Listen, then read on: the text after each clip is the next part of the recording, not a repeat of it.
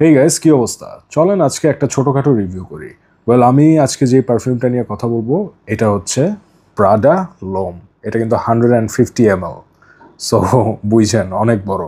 Anyway, সেটা হইতেছে যে আমাকে অনেকেই বলে যে ভাই, অফিসের জন্য বা প্রফেশনাল কাজের জন্য কি পারফিউম ইউজ করা যায়। সো তাদেরকে আমি রিকমেন্ড করব এটা আপনারা চেক করতে পারেন।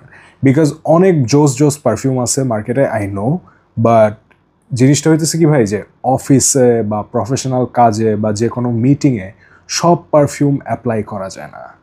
এইটা এমন একটা পারফিউম যেটা অ্যাপ্লাই করলে আপনার মানে অফিসের জন্য আমি মনে করি বেস্ট হবে। বিকজ এইটা হচ্ছে আপনার খুব একটা অফেন্সিভ না, মানে যে কেউ পছন্দ করার মতো পারফিউম। অ্যান্ড প্রজেকশনটাও আপনার খুব বেশি লাউডও না, আবার খুব বেশি কমও না, মাঝারি।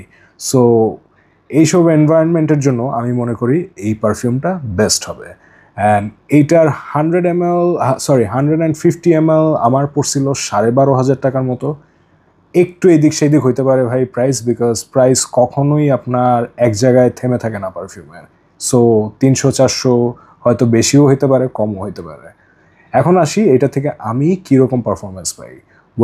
আমি পার্সোনালি ভাই 4 থেকে 4.5 ঘন্টা পাই। বাট আমার স্কিন বেস্ট এক্সাম্পল হইতে পারে না, আপনারা হয়তো বেশিও পাইতে পারেন। And projection wise mid range, মানে খুব বেশিও না খুব কমও না, আমি যেটা বললাম।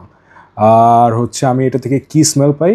ওয়েল, ধরে নেন আপনারা হচ্ছে লেবুর সাথে যদি একটু পাউডার মিক্স করেন, আবার ব্যাকগ্রাউন্ডে হালকা একটু ফুলের গন্ধ, মানে যে কেউ পছন্দ করবে ভাই এটা।